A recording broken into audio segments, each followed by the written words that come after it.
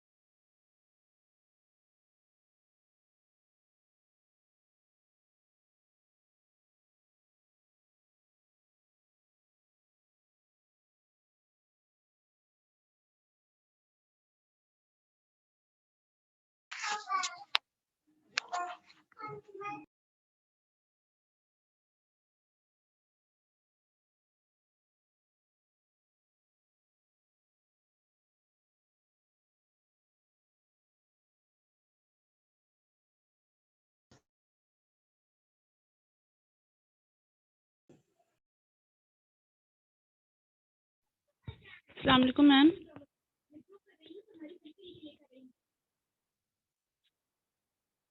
Hello वालेकुम सलाम। हाँ जी मैम, आपने पिछले लेक्चर की रिकॉर्डिंग नहीं सेंड की और आपने कहा था कि मैं आपकी अटेंडेंस लगा दूंगी आपको लेक्चर प्रिपेयर करने, लेकिन रिकॉर्डिंग मिली नहीं हाँ थी मुझे। हाँ हाँ, वो जो से मेरे से ही मिस हो गई थी। कोई नहीं, मैं आप लोग को शाम तक भेज दूंगी, ठीक है। मैम फिर आप अटेंडेंस लगा दीजिएगा मेरी काइंडली पिछले लेक्चर की। मैम मैंने लगा दी थी। Okay, ma'am thank you ma'am. अस्सलाम वालेकुम। वालेकुम अस्सलाम। मैम मैंने आपको मेल की थी, मेरा ना पेपर था पेशेंट सेफ्टी 2 का। बच्चे मैंने सबकी लगा दी थी, जिन्होंने मुझे मेल की थी उनकी मैंने लगा दी थी। Thank you ma'am. जी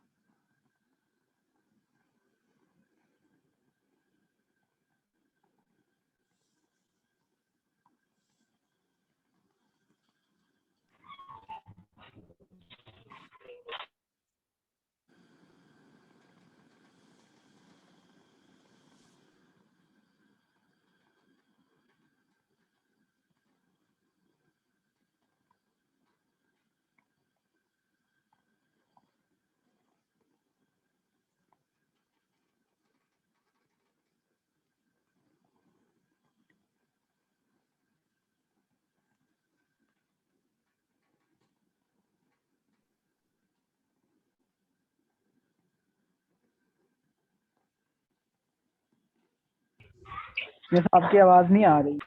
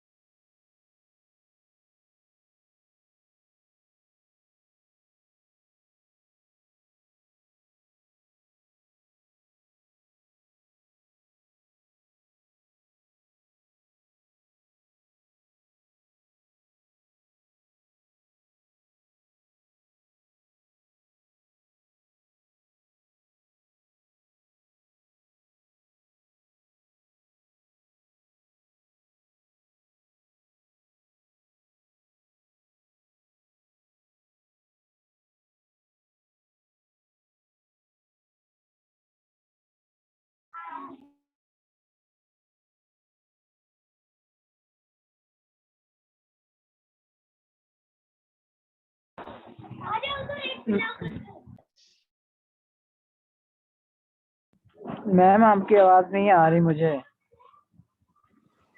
बच्चे अभी मैंने शुरू नहीं किया लेक्चर।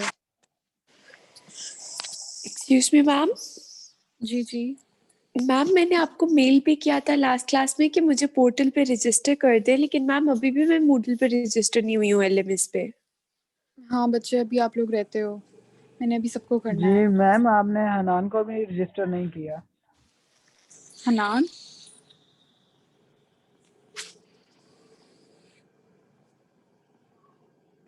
बच्चे अभी आप लोगों का पूरा बैच ही रहता है।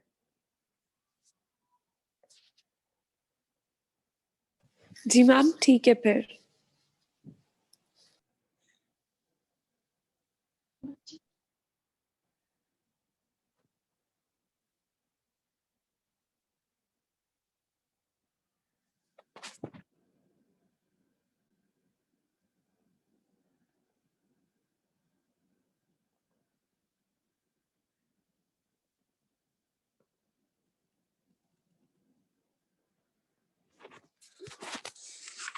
जी Bismillahirrahmanirrahim.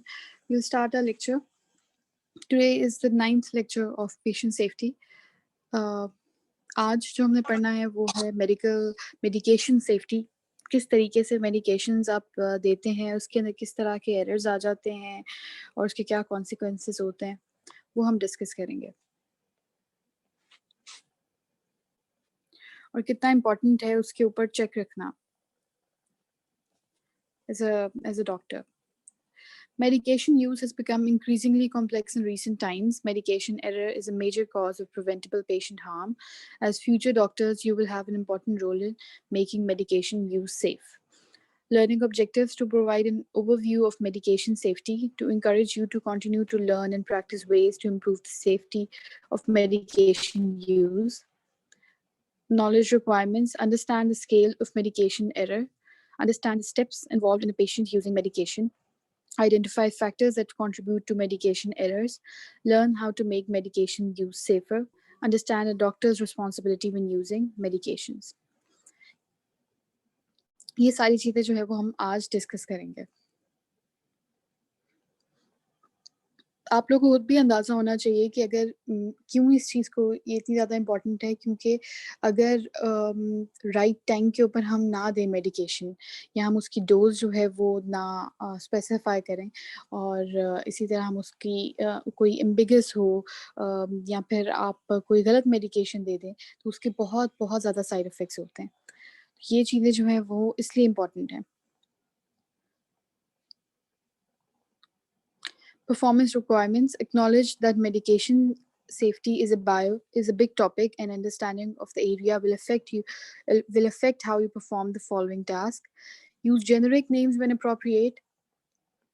अब normally जो pharmacological names होते हैं उनको हम generic names कहते हैं किसी भी drugs के।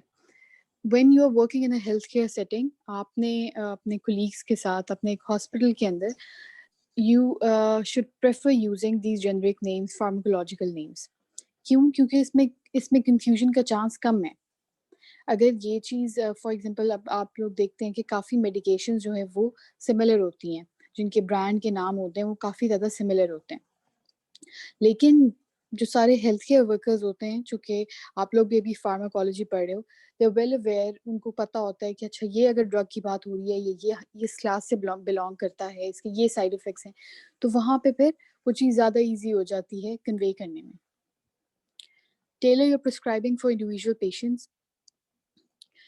ये जो हम कभी भी आपने ये नहीं सोचना कि एक ही प्रिस्क्रिप्शन जो है वो यूज़ करनी है। हर पेशेंट वेरी करता है, हर पेशेंट के साइंस एंड सिम्टम्स वेरी करते हैं, उसका डायग्नोसिस वेरी करता है। आपने अपने जहन में ये चीज़ हमेशा रखनी है, क्योंकि अगर आप ये रखेंगे ज़हन में कि अगर आप पहले ही अज़्यूम कर लें कि पेशेंट का ये डायग्नोसिस है, उसको ये वाली ट्रीटमेंट शुरू करानी है, तो आपका डायग्नोसिस ही गलत हो सकता है। उसकी वजह से आप रॉन्ग मेडिकेशन उसको दे सकते हैं। तो हमेशा एक ओपन माइंड से आपने हर पेशेंट को देखना है, कभी भी रिलेट नहीं करना कि ये पेशेंट जो है वो उस जैसा ही सिम्पटम्स दे रहा है। हो सकता है उसकी कॉज़ डिफरेंट हो और उसको उस वक़्त डिफरेंट मेडिकेशन की ज़रूरत हो। I'll give you an example. जैसे there are certain causes of headaches. अब एक नॉर्मली जब काफ़ी दफ़ा टेंशन टाइप हेडेक्स होती हैं, काफ़ी दफ़ा हाइपरटेंशन की वजह से होती हैं। दूसरी भी कॉजेज़ हो सकते हैं, इसके कोई ट्यूमर भी हो सकता है, कोई हेमरेज हो सकती है, ये सब हो सकते हैं। अब हो सकता है पेशेंट आपके पास आया है और उसने अब नॉर्मली जो है वो हम हमेशा पेशेंट की एग्जामिनेशन करते हुए उसका बीपी जो है वो ज़रूर ज़हन में रखते हैं कि हो सकता है उसकी high BP can be a cause of headache. हो सकता है आपके पास एक पेशेंट आया है और वो कंप्लेन कर रहा है सिवियर हेडेक की, और उसके बाद उसकी उसकी एग्जामिनेशन ठीक हो, उसकी और कोई फाइंडिंग ना हो, और आपको लगे कि वो टेंशन टाइप हेडेक्स हैं, और आप उसको उस हिसाब से कोई एंग्ज़ायटिक और साथ उसकी कोई पेन किलर आप उसको मेडिकेशन दे देते हैं, साथ वो रिकवर कर जाता है। इसी तरह का पेशेंट एक आता है सिवियर हेडेक के साथ, साथ वो कंप्लेन करता है कि फॉर एग्ज़ाम्पल वो कंप्लेन करता है वॉमिटिंग की, और जब आप बीपी देखते हैं वो हो सकता है वो हाइपरटेंसिव हो, क्रॉनिक हाइपरटेंसिव हो। अब क्रॉनिक हाइपरटेंसिव जो पेशेंट्स होते हैं, उनके अंदर किस चीज़ का चांस होता है कि वो जो उनकी वेसल्स होती हैं ऑफ द ब्रेन, उनके अंदर लोकल पाउचेस बन जाते हैं और स्वेलिंग्स बन जाती हैं। और वो जो पाउचेस होते हैं, जिनको हम एनेरिज़म्स भी कहते हैं, वो कभी भी क्रॉनिक हाइपरटेंशन के या फिर एक हाइपरटेंसिव एपिसोड के बाद वो उनके फटने के चांसेस होते हैं, जिसकी वजह से सबअरेक्नॉइड हेमरेज होने का या फिर इंट्राक्रैनियल हेमरेज होने के चांसेस होते हैं। तो हो सकता है वो पेशेंट जो है वो रेज़्ड आईसीपी के साथ वो अब हेमरेज होगी, तो उसकी वजह से उसका जो क्रेनियल प्रेशर है वो इंक्रीज़ हुआ होगा, उसको इसलिए वॉमिटिंग हो रही होगी। हो सकता है वो पेशेंट उस कंप्लेंट के साथ आए। लेकिन हम उसको इस तरह सोचें कि हो सकता है वो पेशेंट वो स्ट्रेस टाइप हेडेक है और हो सकता है उसको कोई जीआईटी का इशू हो जिसकी वजह से उसको वॉमिटिंग हो, और उसको उस हिसाब से मैनेज करें। अब अगर आप एक इतना क्रिटिकल पेशेंट है और आप उसको इस तरह मैनेज कर रहे हैं, तो वो पेशेंट डिटोरिएट कर जाएगा, आपके सामने वो डिटोरिएट कर जाएगा। तो दिस इज़ वेरी इंपॉर्टेंट कि हर पेशेंट, हो सकता है आपको लग रहा हो कि वो सेम कंप्लेन कर रहा है, पर उसकी पीछे पैथोलॉजी डिफरेंट हो सकती है। तो आपने एक ओपन माइंड के साथ आपने हर पेशेंट को देखना है। Learn and practice through medication history taking. हमेशा आप हिस्ट्री टेकिंग जो है वो आपकी बहुत स्ट्रांग होनी चाहिए। आपने हमेशा, हम पास मेडिकल हिस्ट्री पूछते इसलिए हैं, पास ड्रग हिस्ट्री इसलिए पूछते हैं, पास मेडिकेशन हिस्ट्री इसलिए पूछते हैं कि हमें पता हो कि पेशेंट ने ये मेडिकेशंस ली हैं और ये उसकी कोई भी डिज़ीज़ थी उसके लिए ली हैं। कोई एलर्जी हो तो वो हम फाइंड आउट करते हैं। कोई उसको फॉर एग्जांपल कुछ ऐसी मेडिकेशंस होती हैं जिनके इंटरैक्शंस होते हैं, उसकी प्रेजेंट मेडिकेशंस हम पूछते हैं। हमारी अपनी इंफॉर्मेशन क्लियर होनी चाहिए किसी भी ड्रग के बारे में, उसके साइड इफ़ेक्ट्स के बारे में, और हमने पेशेंट को भी उस हिसाब से गाइड करना होता है। Remember the 5 hours when prescribing and administering. 5 hours हम आगे डिस्कस भी करेंगे, वो हमने ज़हन में रखने होते हैं। Communicate clearly, develop checking habits, recheck, reconfirm. आपको पता चल गया है कि ये, आपको लग रहा है कि ये मेडिकेशन है उस सर्टेन डिज़ीज़ के लिए। अगर आपको कहीं भी एम्बिग्यूटी हो रही है, आप चेक करें, अपने कोलीग्स के से रिकन्फर्म करवाएँ, आप अपने सीनियर से रिकन्फर्म करवाएँ। पेशेंट को इन्वॉल्व रखें, पेशेंट को खुद गाइड करें, उसको बताएं कि ये मेडिकेशन हम जो दे रहे हैं इसकी ये होगा, इससे बीपी कम हो जाएगा, इससे शुगर लेवल आपकी नॉर्मल रहेगी। उसको खुद बताएं ताकि उसकी ज़्यादा कंप्लायंस हो, और अगर कोई एरर्स हो तो उससे उससे सीखें। आगे है जी डेफिनेशंस। ये सारी डेफिनेशंस आप लोग वैसे तो अच्छे से आप लोगों को पता होंगी, ये सारी फार्माकोलॉजी में हम जो है वो डिस्कस भी करते हैं। Side effect, a known effect, other than that primarily intended, relating to the pharmacological properties of a medication. Side effect क्या होता है? जो हमें पता होता है किसी भी ड्रग का नोन, हमें पता होता है कि ये नोन, इसका एडवर्स इफेक्ट ये है। कोई एंटीबायोटिक है, पेनिसिलिन है, या फिर सेफ्लोस्पोरिन्स हैं, हमें पता है कि उनकी वो एलर्जिक रिएक्शन कॉज करा सकते हैं, वो हाइपर सेंसिटिविटी रिएक्शन कॉज करा सकते हैं, तो हम ऑलरेडी प्रिपेयर्ड होते हैं। Opioid analgesia often causes nausea. अब ओपियोइड एनाल्जेसिया जो होता है वो थोड़ा पोटेंट होता है एनसेड से, इसलिए, और हम एक्सपेक्ट कर रहे होते हैं पेशेंट अगर रिकवर ना करे, पेशेंट अगर उसकी ठीक ना हो एनसेड से उसकी पेन, तो फिर हम उसको ओपियोइड एनाल्जेसिया देते हैं। Adverse reaction, unexpected harm arising from a justified action where the correct process was followed for the context in which the patient occurred. Adverse reaction क्या होता है कि जो चीज़ हम एक्सपेक्ट नहीं कर रहे थे, और हो सकता है उसका कोई इंटरैक्शन हो या कोई भी जो है वो इशू हो सकता है। An unexpected allergic reaction in a patient taking a medication for the first time. अब ये बहुत ज़्यादा कॉमन है। किस तरह के कुछ काफ़ी दफ़ा पेशेंट्स को खुद ही नहीं पता होता कि हमें इस ड्रग से एलर्जी है, क्योंकि वो पहले एक्सपोज़ ही नहीं हुए होते। अब हम इन केसेस में क्या करते हैं, जैसे मैंने आप लोगों को बताया है कि जो हमारे सेफ्लोस्पोरिन्स होते हैं या पेनिसिलिन्स होते हैं, इनकी हाइपर सेंसिटिविटी रिएक्शन कराते हैं या एलर्जिक रिएक्शन कराते हैं, और इसलिए जो ये एंटीबायोटिक्स हैं ये वाली, इनका हम फिर क्या करते हैं कि हमें जब इन्फ्यूज़ कराना होता है और हमें ना पता हो कि पेशेंट ना पता हो कि पेशेंट एलर्जिक है या नहीं, तो हम इसकी बहुत स्मॉल डोज़ इन्फ्यूज़ कराते हैं, और फिर जिसे हम टेस्टिंग डोज़ कहते हैं, और फिर हम चेक करते हैं कि कोई साइंस तो नहीं है, उसको कोई इचिंग, स्वेलिंग, रेडनेस कोई ऐसी तो नहीं हो रही। अगर वो नहीं होती तो उसके बाद हम उसकी पूरी डोज़ को इन्फ्यूज़ कराते हैं। इस तरह हम किसी भी एडवर्स रिएक्शन से बच सकते हैं। एरर हमने पहले डिस्कस किए हुए हैं। Failure to carry out a planned action, adverse event and incident that results in harm to a patient. कोई भी इवेंट इस तरह का हो जाए। स्टेप्स इन यूजिंग मेडिकेशन, 3 चीज़ें जो हैं वो सबसे ज़्यादा इंपॉर्टेंट हैं और एक हेल्थ केयर वर्कर की रिस्पॉन्सिबिलिटी है। Prescribing, administering, monitoring. Prescribing involves prescribe जब आप करते हो मेडिकेशन तो आपने क्या क्या चीज़ों की करनी है। अप्रोप्रिएट मेडिकेशन होनी चाहिए। अगर आपको डायग्नोसिस आपका बन गया उसके बाद आपकी अप्रोप्रिएट आपने उसको मेडिसिन देनी है, ये नहीं कि आप इर्द गिर्द से देते रहें। और जो उसकी डिजीज़ है उसके हिसाब से ही। फिर हम उसकी डोज जो है वो हम स्पेसिफाई करते हैं पेशेंट की एज के हिसाब से, उसके वेट के हिसाब से। और इसी तरह फिर उसकी हम ये देखते हैं कि उसको किस तरीके से देनी है। कुछ मेडिकेशंस ओरली देनी होती हैं, हम वो लिखते हैं।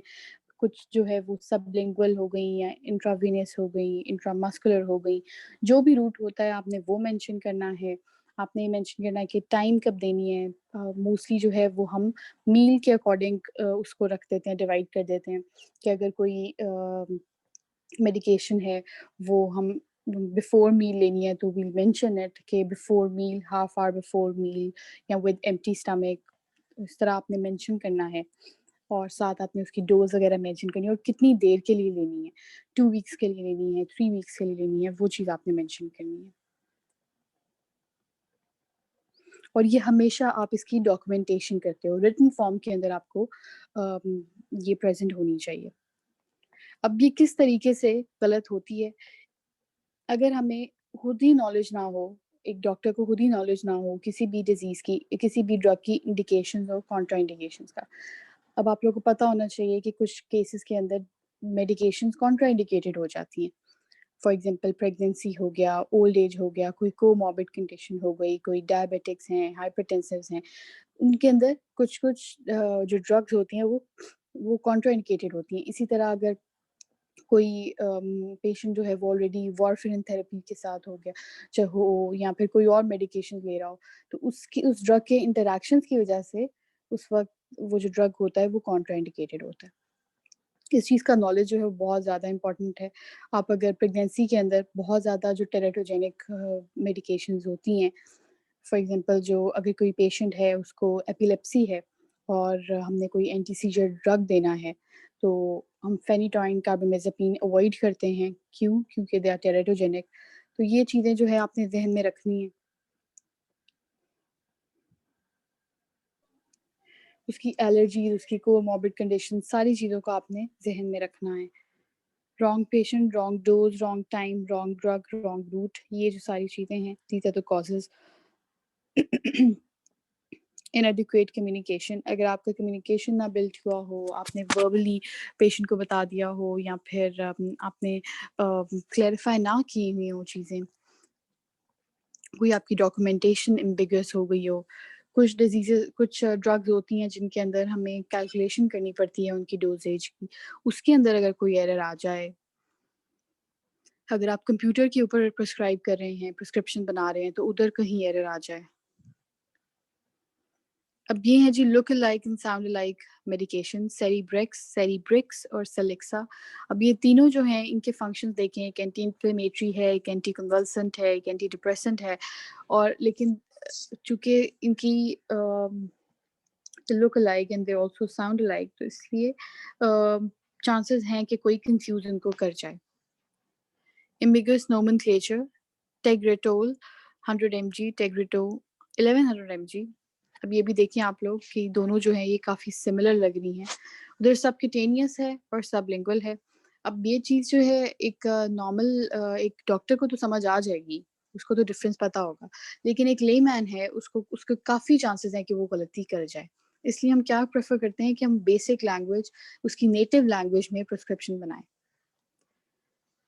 1.0 mg, 10 mg, ये भी कंफ्यूजन क्रिएट करता है। 0.1 भी अगर इस तरह लिखा जाए और 1 mg, तो ये भी कंफ्यूजन क्रिएट करते हैं। अब अगर यही आप 1.0 की जगह आप सिर्फ 1 mg लिखते हैं और 0.1 की जगह अगर हम 0.1 लिखते हैं, तो फिर हमारी जो डोज होगी वो काफ़ी क्लियर हो जाएगी।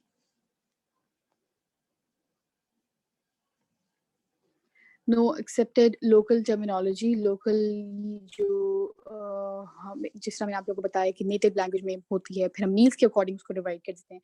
क्यों? ताकि वो एक नॉर्मल बंदे को समझ आ सके। हम नॉर्मली जो पाकिस्तान के अंदर प्रिस्क्रिप्शन लिखते हैं वो हम लिखते हैं कि 1 गोली सुबह, दोपहर, शाम 7 दिन के लिए। इस तरह हम लिखते हैं कि वो उसको बेसिक जो टर्म्स हैं वो यूज़ करते हैं ताकि उसके लिए ईज़ी हो अंडरस्टैंड करना। Right neatly, print if necessary. Administration involves obtaining the medication in the ready-to-use form, may involve counting. अब ये हो गई prescription, हम next पे आ गए हैं, वो है administration. Involving counting, calculating, mixing, labeling or preparing in some way.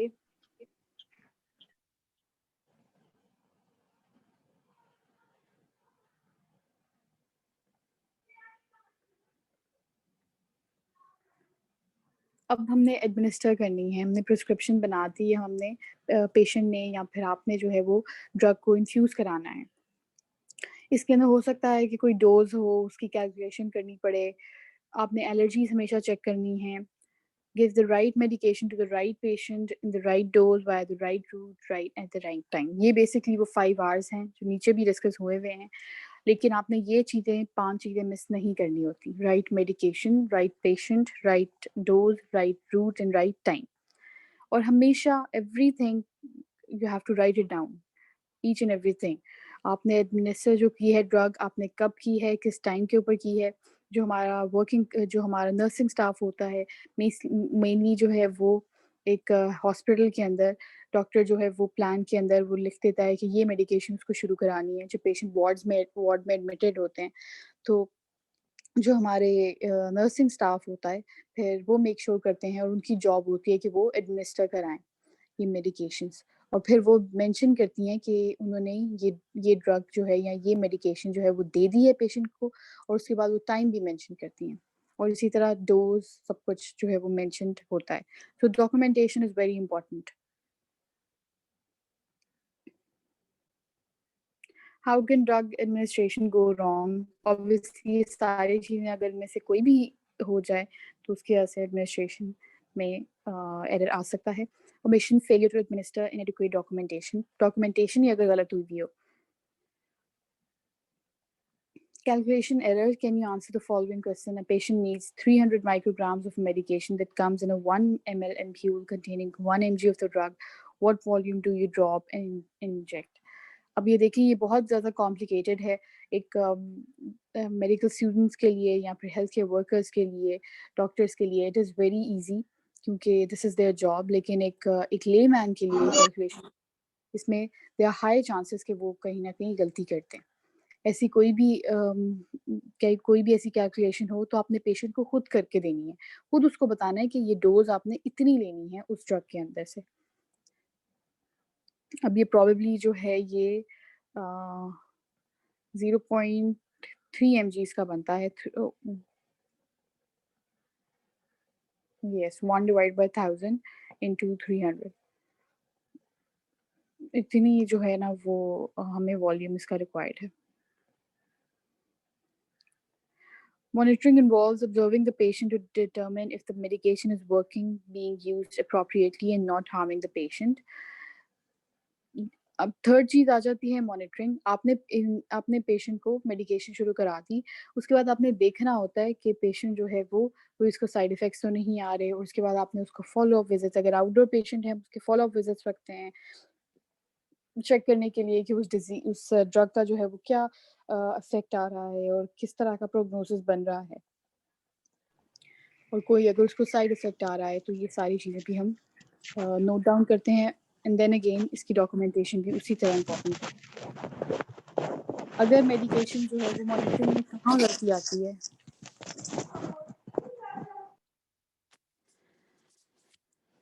अगर उसके साइड इफ़ेक्ट्स को मॉनिटर ना किया जाए, पेशेंट को एक्सप्लेन ना किया जाए कि इसके ये नोन साइड इफ़ेक्ट्स हैं, पेशेंट कंप्लायंस ना शो करे, पूरी मेडिकेशन जो उसका ड्यूरेशन है उसमें ना ली जाए, या फिर ड्यूरेशन के बाद स्टॉप ना की जाए, कोर्स ना कंप्लीट किया जाए, ड्रग के लेवल्स जो है वो ना मेजर किया जाए, उनकी डोज जो है वो स्पेसिफाई ना की जाए। Do you know which drug needs blood test to monitor levels? अब काफ़ी जो है वो देयर आर मल्टीपल ड्रग्स जिनके हम आप लोगों ने फार्माकोलॉजी में पढ़ा होगा कि कुछ हेपेटोटॉक्सिक होती हैं, कुछ रीनल टॉक्सिसिटी कराती हैं, डिफरेंट तरह के उनके साइड इफ़ेक्ट्स होते हैं। अब जिस तरह एंटी ट्यूबरकुलस ड्रग्स हैं वो हेपेटोटॉक्सिक होती हैं, मेजॉरिटी जो होती हैं वो हेपेटाइटिस कराती हैं। अब इस तरह की जो डिजीज़ेज़ होती हैं, इस तरह की जो ड्रग्स होती हैं, हमारा क्या, हमने जब इन्फ्यूज़ पेशेंट को या हमने स्टार्ट कराई है एंटी-टीबी की ड्रग, तो हम फिर उसके बाद उसको मॉनिटर करते हैं। मॉनिटर किस तरह करते हैं कि हमें पता है कि पेशेंट की वो लिवर को अफ़ेक्ट कर सकती है, तो हम उसके एलएफटीज़ कराते हैं। उसके फ़ॉलो-अप विज़िट्स के ऊपर हम उसके एलएफटीज़ कराते हैं देखने के लिए कि वो डिरेंज तो नहीं हुए, कोई उसको लिवर पे अफ़ेक्ट तो नहीं आ रहा। इस तरह जो है वो हम मॉनिटरिंग रखते हैं। पेशेंट्स किस तरह रिस्क पे ज़्यादा होते हैं कोई गलती करने के, कहीं एरर आने के। अगर उनको एक से ज़्यादा डिज़ीज़ेज़ हों, एक से ज़्यादा वो मेडिकेशंस ले रहे हों, जो जिनकी कम्युनिकेशन अच्छी ना बिल्ड हो रही हो, एक से ज़्यादा डॉक्टर्स उनके पास वो जा रहे हों या उनको वो देख रहे हों, खुद वो कंप्लायंस ना शो करें, और चिल्ड्रन और बेबीज़, बच्चों के अंदर हम हर मेडिकेशन जो होती है उसको उसको डोज़ उसकी उसके वेट और उसकी एज के हिसाब से हम उसकी डोज़ स्पेसिफ़ाई करते हैं। स्टाफ जो हेल्थ केयर स्टाफ होता है उसके पार्ट के ऊपर कहाँ पे एरर आ सकता है। अगर वो खुद इनएक्सपीरियंस्ड हों, आप जल्दी-जल्दी पेशेंट्स देख रहे हैं और उसमें आपके चांसेस हैं आप गलती कर जाएँ, 2 चीज़ें एक टाइम अगर हो, कहीं पे कोई इंटरप्शन आ जाए तो ऑब्वियसली ह्यूमन माइंड है, आपका जो है वो टेम्पो जो है वो टूट जाता है। अगर हेल्थ केयर स्टाफ को ये लगे कि they are like working as a automatic pilot, जो कि जिसने एक ही तरह की चीज़ें करनी है, that is not true in the case of health care setting. क्यों? क्योंकि यहाँ पे जो मैंने आप लोगों को पहले भी बताया, यहाँ पे हर केस नया है, हर केस डिफरेंट है, और इतनी तरह की आपको वेरिएशंस मिलेंगी कि आप लोग सोच भी नहीं पाएँगे, और हमेशा ये ख़्याल आता है ज़हन में कि हो सकता है ये पेशेंट की को ये वाले सिम्पटम्स आ रहे हैं या ये फ़लाँ बंदे जैसा है, फ़लाँ पेशेंट जैसा है, लेकिन ये चीज़ें सिर्फ़ आपको डिस्ट्रैक्ट करती हैं और आपका रॉन्ग डायग्नोसिस बनाती हैं।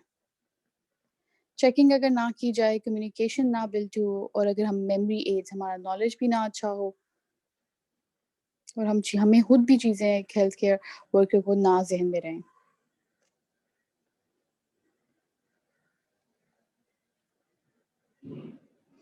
वर्क प्लेस के अंदर किस तरह एरर्स आते हैं, वहाँ पे अगर कोई चेक ना रखा जाए, कोई फीडबैक मैकेनिज़्म ना हो, कोई फीडबैक प्रोसीजर ना हो, स्टाफ जो है वो अपने ऊपर चेक ना रख सकें, इनएडुकेट स्टाफ नंबर्स हों। अब मेडिकेशन प्रेज़ेंटेशन जो है वो किस तरीके से कंट्रीब्यूट करती है कि अगर एक तरह की, जो हमने पहले भी डिस्कस किया है, जो एक तरह की मेडिकेशंस होती हैं उसमें चांसेस होता है कोई एम्बिगस लेबलिंग हो जो क्लैरिफाई ना हो रही हो, कोई ऐसी मेडिकेशन हो जिसके ऊपर ही स्पेसिफाई ना किया हो, तब जो है वो एरर का चांस होता है। आपने कभी भी इस चीज़ का रिस्क नहीं लेना। कोई ऐसी मेडिकेशन जिसकी एक्सपायरी डेट मेंशन नहीं है, जिसके ऊपर ड्रग स्पेसिफाई नहीं हुआ, आपको समझ नहीं आ रहा, कभी भी उसका चांस आपने नहीं लेना। आपने उसको फिर डिस्कार्ड कर देना है। ये परफॉर्मेंस रिक्वायरमेंट्स जो हमने ऊपर पढ़ी थी, they are the same. Use generic names rather than trade names. हम वैसे तो प्रिस्क्रिप्शन के अंदर जो हम लिखते हैं वो हम ट्रेड नेम्स ही लिखते हैं, कंपनी के नेम्स ही लिखते हैं, लेकिन प्रेफर ये किया जाता है स्पेशली जब आप अपने कोलीग से कर रहे हों कम्युनिकेट, आपने पेशेंट को हैंड ओवर करना है, तो आप उसको फिर हम फार्माकोलॉजिकल नेम्स जो है वो प्रेफर करते हैं।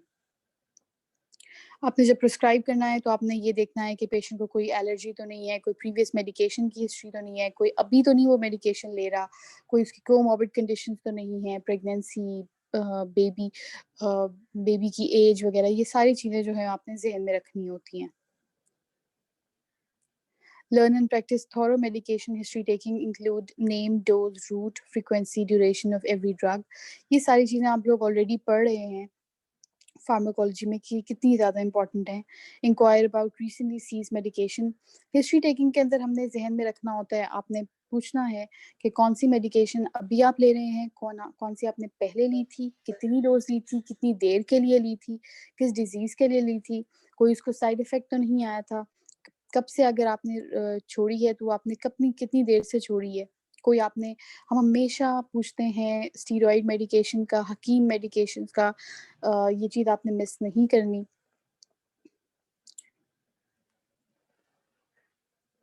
Make sure what patient actually takes matches your list. Be particularly careful across transitions of care, but practice medication reconciliation, admission to and discharge from hospital.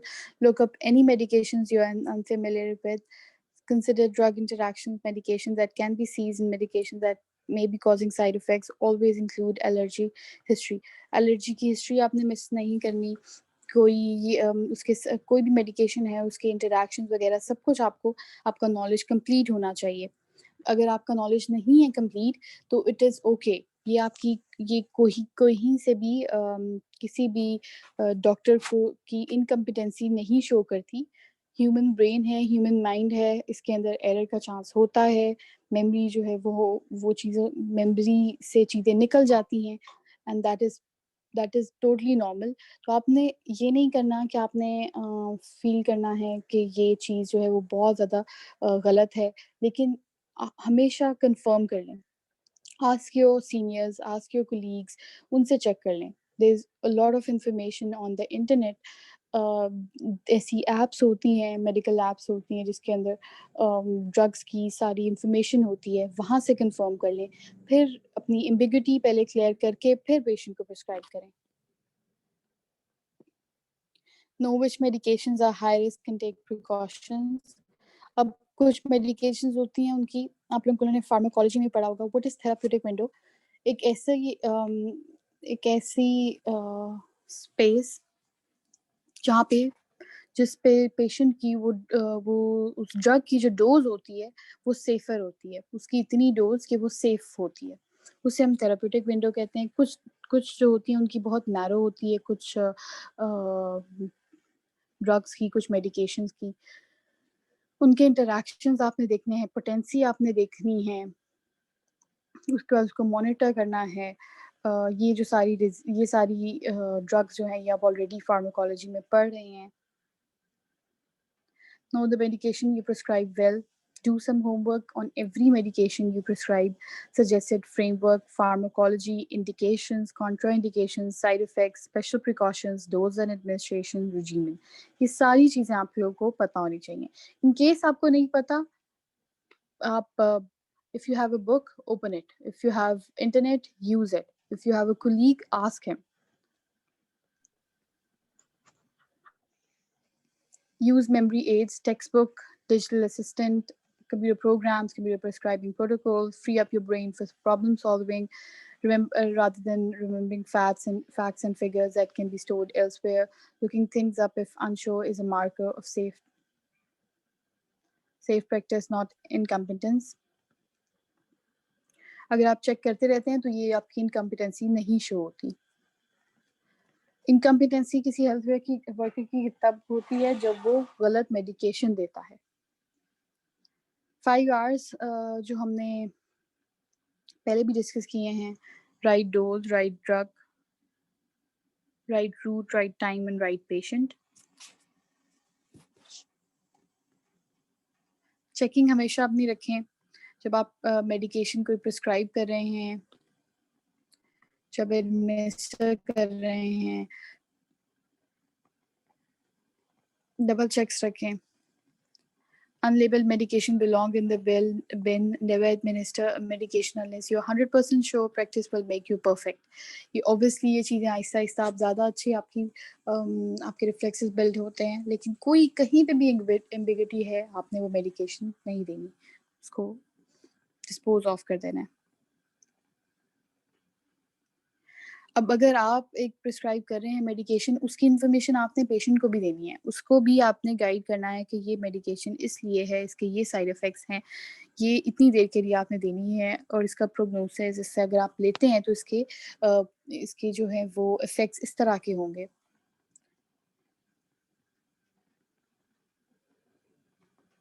हमेशा उनको हम अगर वो जो है वो आपके फ़ॉलो-अप विज़िट के ऊपर आ रहे हैं, कोई ओपीडी के अंदर आ रहे हैं, तो उसके कार्ड्स होते हैं, स्लिप्स होते हैं जिनके अंदर उनकी इन्फॉर्मेशन होती है, फाइल्स होती हैं। तो वो हमेशा पेशेंट से आपने कहना है कि वो अपने पास रखे, रिटन रिकॉर्ड उसके पास भी होना चाहिए और जब भी वो पे आपके पास विज़िट करे, तो वो उस रिकॉर्ड को साथ लेके आए।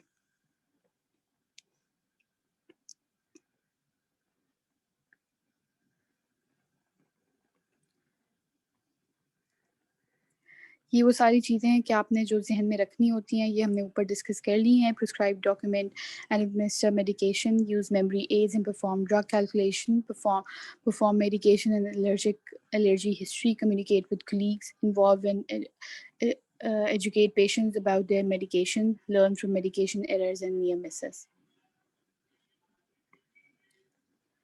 Summary: medication can greatly improve health when used wisely and correctly. Yet medication error is common and is causing preventable human suffering and financial cost. Remember that using medications to help patient is not a risk-free activity. Know your responsibilities and work hard to make medication use safer for your patients.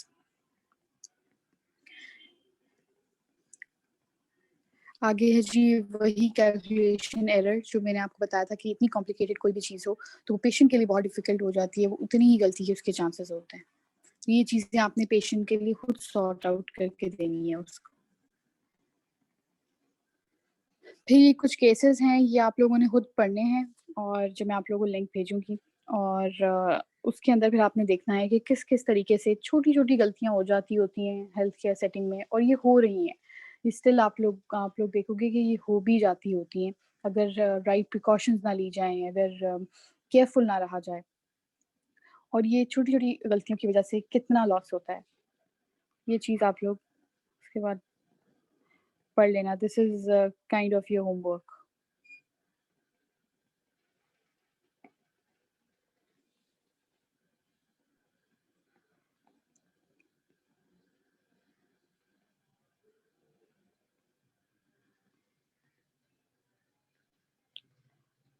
Okay ji.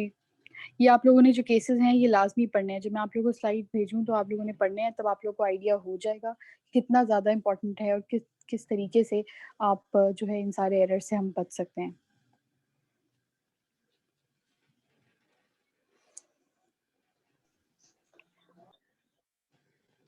Okay जी, this was the end of our lecture. किसी का कोई question?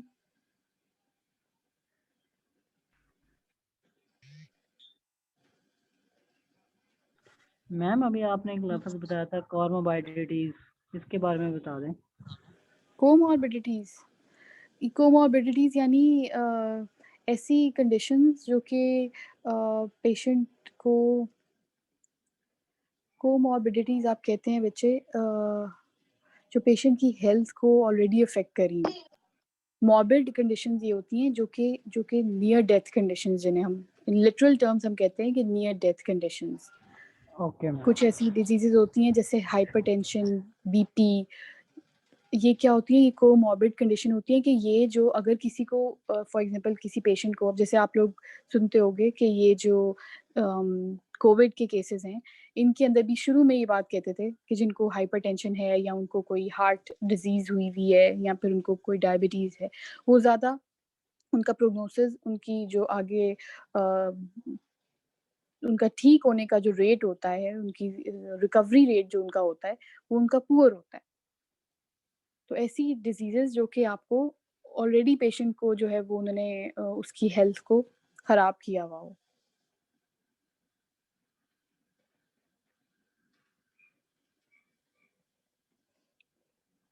किसी का कोई question?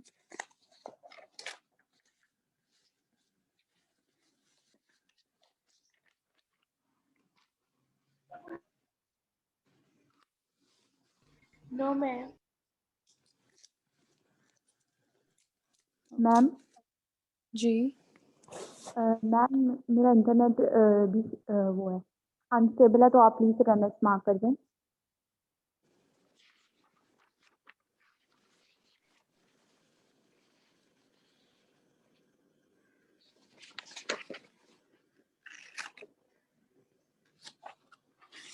एक second बच्चे।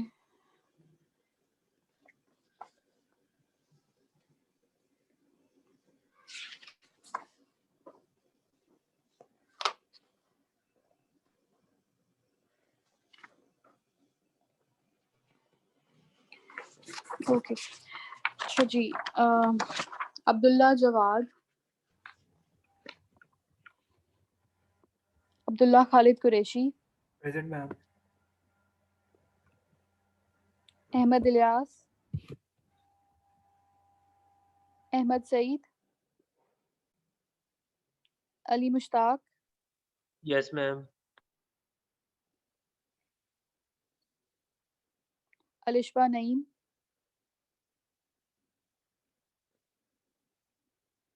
Amreen Bakhsh, present ma'am.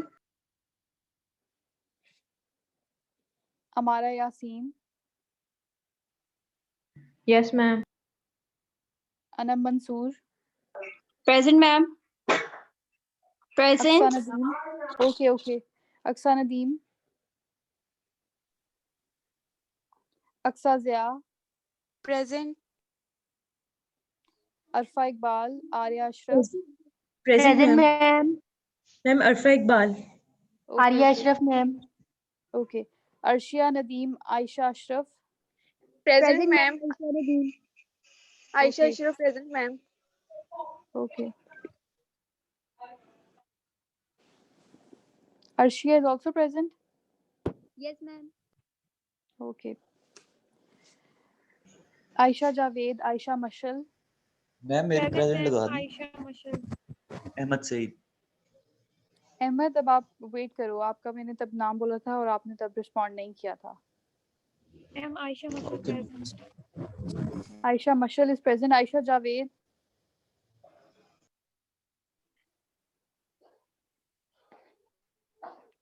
Azka Dilshad, present. Okay, Eman Fatima, present. Dua Zafar, present ma'am. Farah Sarwar, present ma'am. Fatima Khan, present ma'am. Fiza Nusrat, present ma'am. Fatima Nazir, present ma'am. Aqsa Mushtaq, present ma'am. okay, Ahmed Saeed is present.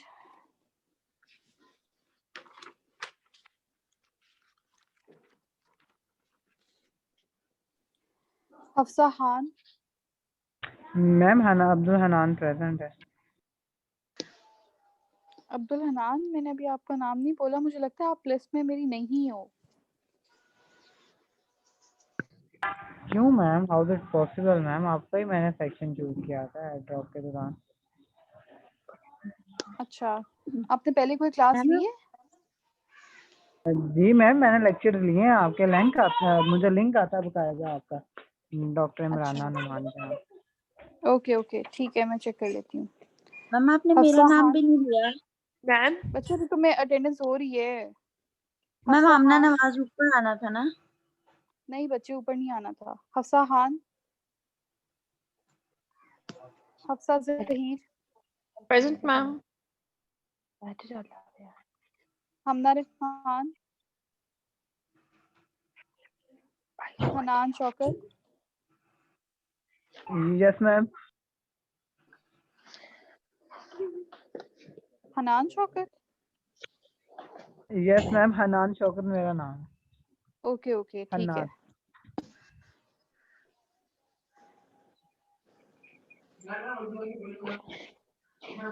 इफ्ता Rafiq, present ma'am. Hina Afzal, Ibtisam Wasim,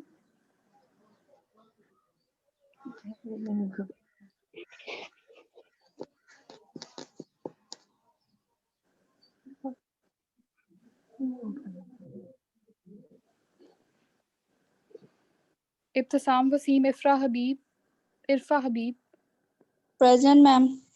इफ्रा Habib है, sorry. Yes, ma'am. Present. Okay. Hina Afzal was absent. Ibtisam is also absent. Ikra Shaukat, Javeria Tabassum.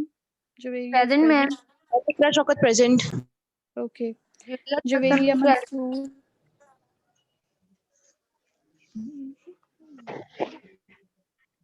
बच्चों आप सब लोग अपने mic off करो, इस तरह मुझे किसी की भी आवाज नहीं आती. आमना अपना माइक ऑफ करो आप.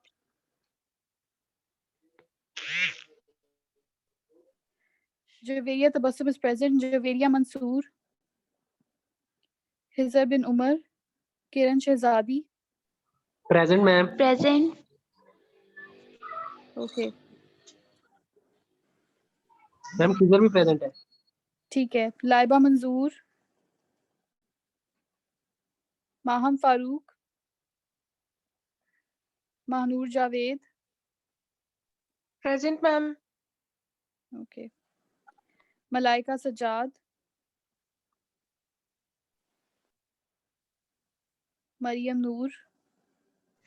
Present, ma'am. Mahwish Ali. Present, ma'am. मिशाल Khan. Present, ma'am. Mohammad Raheel is present. Yes, ma'am. Okay. Noman Bashir. Rauf Tariq. Present, ma'am. Miss Irfa Maqbool. Khansa. Noorul Khuda. Nabiha Tariq. Najia Nadeem. Nasrullah. Nimra Afzal. Nimra Afzal is present. Yes, ma'am. Nasrullah I is am also present. Okay, okay. Noor Fatima. present, ma'am.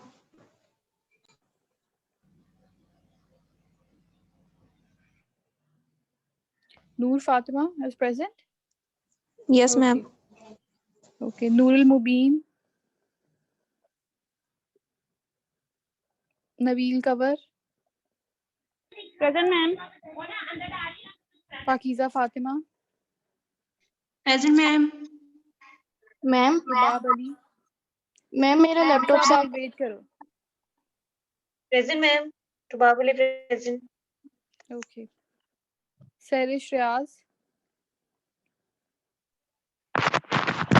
Present. Shanze Sheikh. Present, ma'am. Sibga Rahman. Present, ma'am. Suman ma'am आपने अकरम. इस्माइल आसिफ का तो नाम ही नहीं लिया. बच्चे अभी मैंने Ma'am, attendance नहीं Suman मैंने Akram पूरी की ना. present. Sumaiya Allah Bakhsh. Present, ma'am. Laraib Fatima. Present, ma'am. Mishal Kazmi. Present, ma'am. Salman Rashid. Present, ma'am. Shumaila Asif. Present ma'am. Tehreem Atiq. Present, ma'am. Tajalla Rafiq. Present, ma'am. Tania Sattar. Present. Tasmia Naz. Present, ma'am. Tahreem Fatima. Present, ma'am. Tuba Bhatt. Present, ma'am. वर्दा आसिम.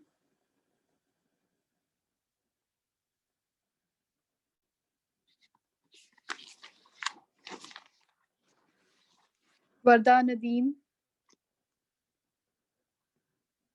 सरका Iftikhar. Present ma'am.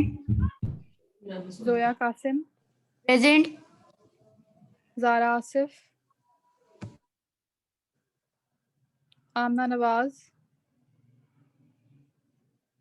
Present ma'am. Amna Nawaz, okay. Abeer Arshad, present ma'am. Huniba Maham, present. Hafsa Masood,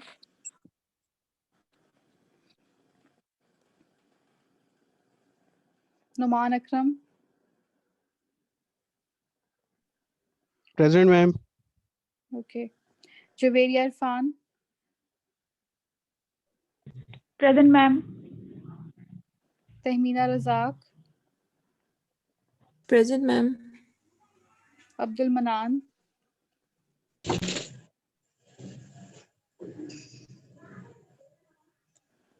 Rabia Salim,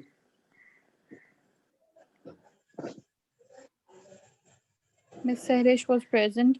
Ganwa Iqbal, present. Ganwa Iqbal, yes ma'am. okay. Sanam Iqbal, Maida Habib, present ma'am. Maida Habib present. okay. Zunaira Kaisar,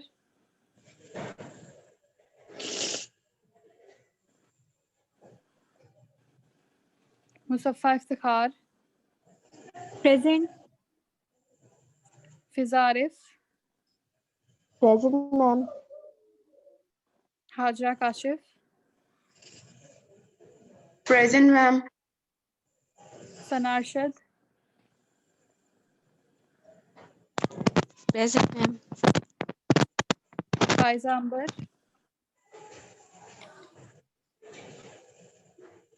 Rumesa Malik,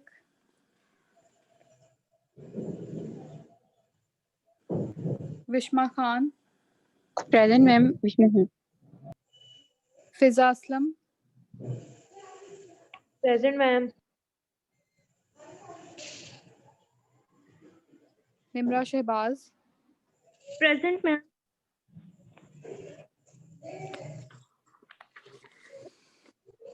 Ribha Zubair,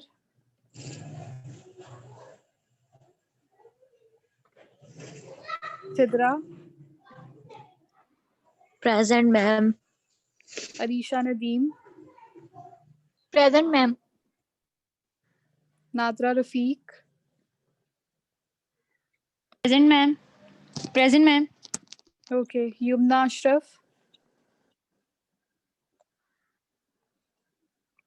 Mahnoor Gani,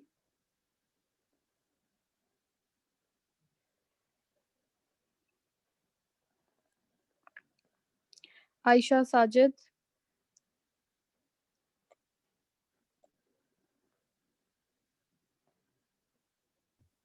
ma'am उसने थोड़ी देर पहले leave किया है, उसका net का issue था। आयशा का उसे को मुझे मेल करे। ओके मैम, मैं कह देती हूँ। Mohammad Muqaddas is present. Yes ma'am, Momal present. Okay. Tayyab Askar, Saira Chaudhry, Saeeda Maryam,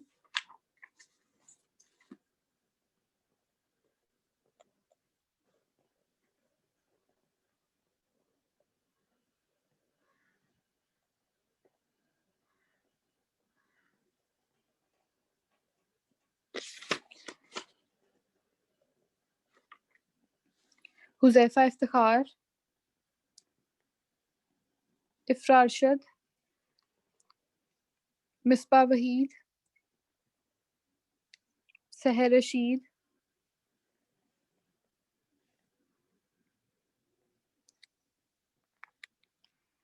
okay, so the absentees are Tayyib Askar, Seher Rashid, Misbah Waheed, Ifra Arshad, Huzaifa Akhtar,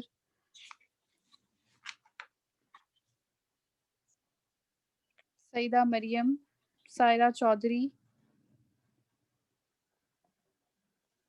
Tayyib Askar,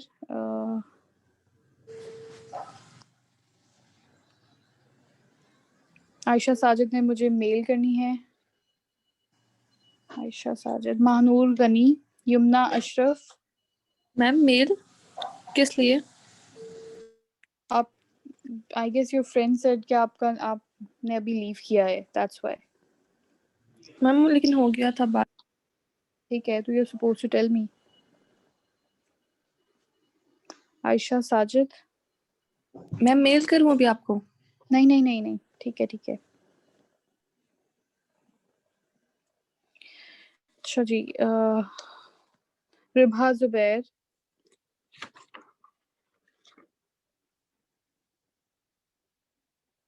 Rumaisa Malik, Faiza Ambar, Junaira Kaiser, Rabia Saleem, Abdul Manan, Hafsa Masood, Zara Asif, Warda Nadeem, Warda Asim, Sibgha Rehman, Najia Nadeem, Nabiha Tariq is present. Okay ठीक है Nabiha. Noorul Huda is absent.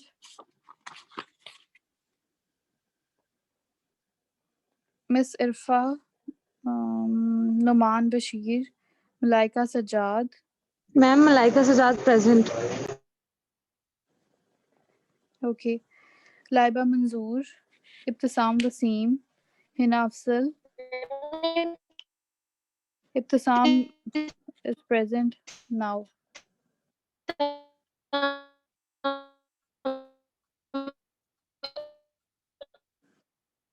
ठीक है इब्तिसाम, मैंने आपकी मार्क कर दी है। Hina Afsal is absent, then Hamna Rahman is absent, Hafsa Khan is absent.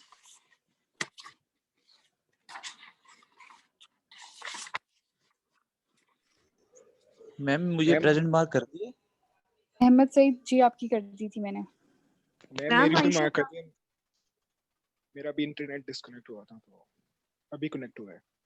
Ahmad आपकी भी मैंने कर दिया, I just saw your email.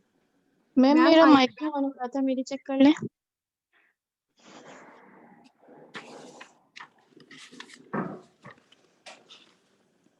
हंसा मैंने आपकी कर दी हुई है मार्क।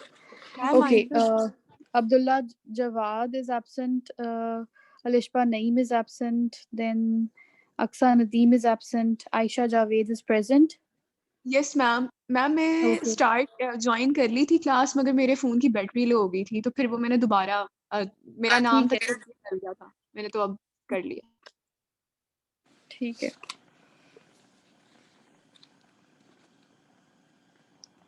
ओके स्टूडेंट्स, आप लोग लीव कर सकते हैं, द क्लास हैज एंडेड।